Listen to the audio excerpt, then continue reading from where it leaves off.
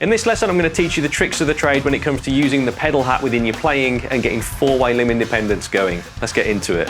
Who would have thought that the tiniest of sounds would become somewhat of a signature for my drumming?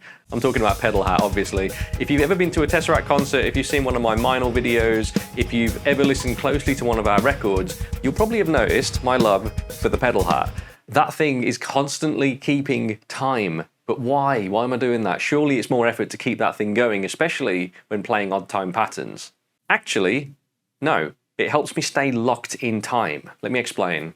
To me, the pedal hat is a metronome. It's a reference point that locks into the time signature or the literal metronome that I'm listening to when I'm performing live or when I'm recording. And it keeps my grooves and fills grounded and locked into that grid. If I'm playing a slow 4/4 groove, for example, anything below about 100 BPM, there's quite a bit of wriggle room to slip out of time between the quarter notes. And my left leg helps to remove that timing guesswork by keeping an eighth note pulse. So I end up with this grid that I'm able to lock everything into. I might only play the quarter notes, but my heel is keeping an eighth note pulse most of the time.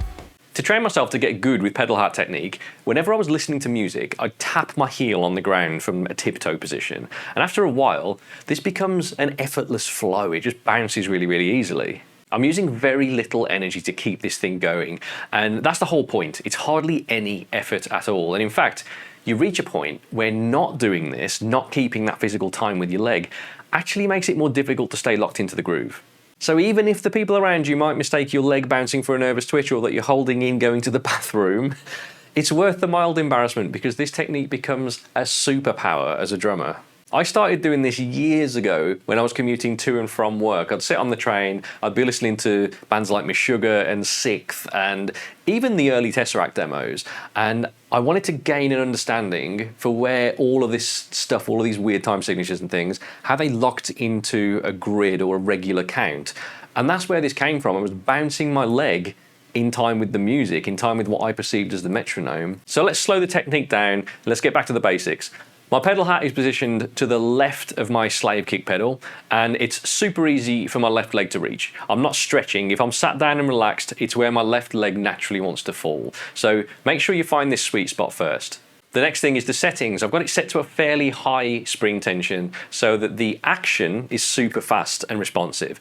No one really enjoys a sluggish pedal hat, so I recommend dialing up the tension on yours if it feels a little bit slow to react. Starting with your foot flat on the pedal, keep your toes on the pedal and lift your heel up in one motion and allow it to bounce up and down. Note that there's no sound yet or movement from the hi-hats. I'm just getting you used to the technique. Once that feels natural, add a little bit more power to the lift off to get your toes to briefly leave the pedal too, and allow your hi-hats to open and close as eighth notes to a quarter note metronome.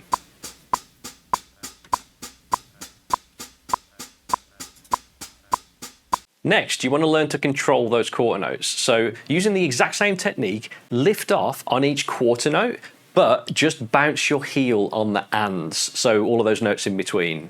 1 and 2 and 3 and 4 and 1 and 2 and 3 and 4 and 1 and 2 and 3 and 4 and. So your heel is still counting all the eighth notes and your toe is lifting off on all of the quarter notes.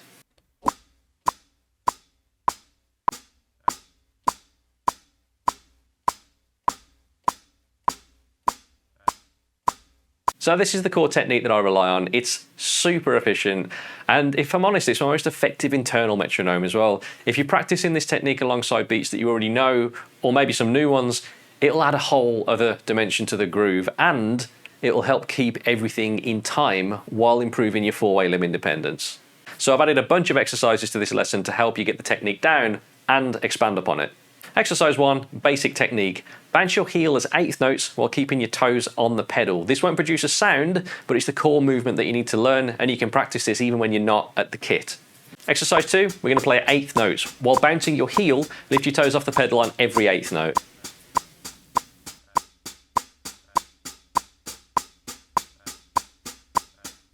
Exercise 3, you got to learn to control those quarter notes. Play just the quarters while bouncing your heel on the eighth notes in between.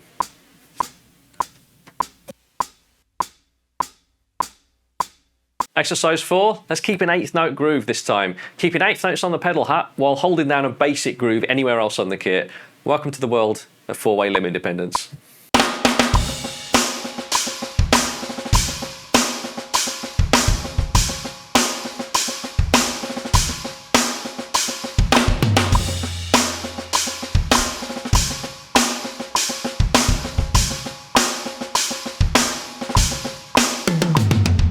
Let's slow the groove down to a point where there's not really any groove. That's going to be about 80 BPM. And what we're going to do is rely on that 8th note pulse to help us really lock in. It's going to give us the subdivisions in between the quarter note metronome that we're listening to, and it's going to feel like a cheat code for staying in time.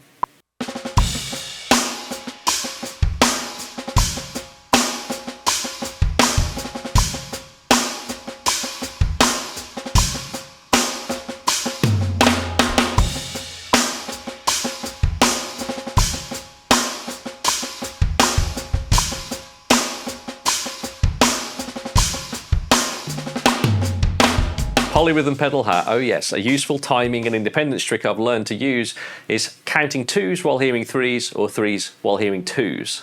So in this example, we'll play a 3/2 polyrhythm between the metronome, or the right hand, and the pedal hat. And if this is completely alien at the moment, save yourself a note, come back to this one later once you've hit the polyrhythm lessons later in the masterclass.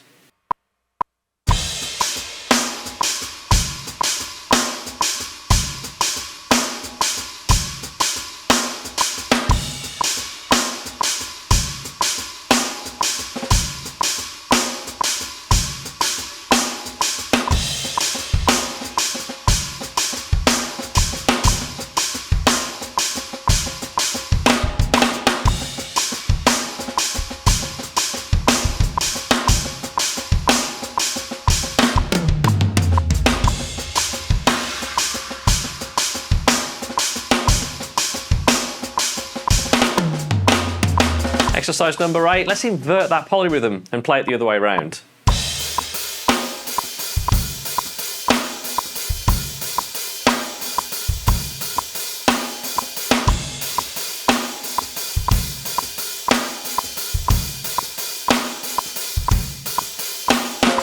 Exercise 9, pedal hat and double kick. If you're a double kick player, switching from the pedal hat over to the double kick is a useful skill to develop, because while they're pretty much the same technique, the weight of the pedal feels quite different. And if you're not careful, it can throw your grooves off.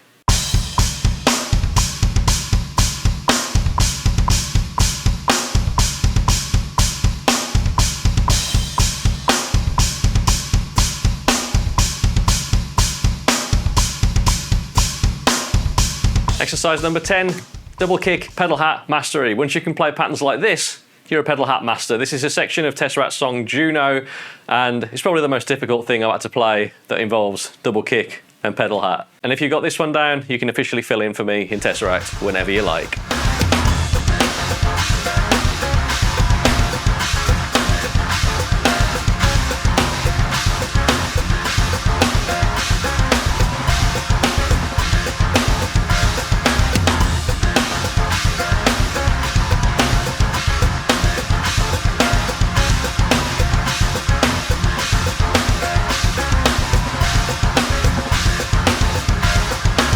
So there we go, there's some ways to get started with 4-way limb independence and get pedal hat included in your playing. It's something that's worth spending a bit of time on because it becomes a super useful skill to have, honestly. It just brings everything together. Your grooves and your fills just kind of get glued together way better when you're able to keep that going throughout them.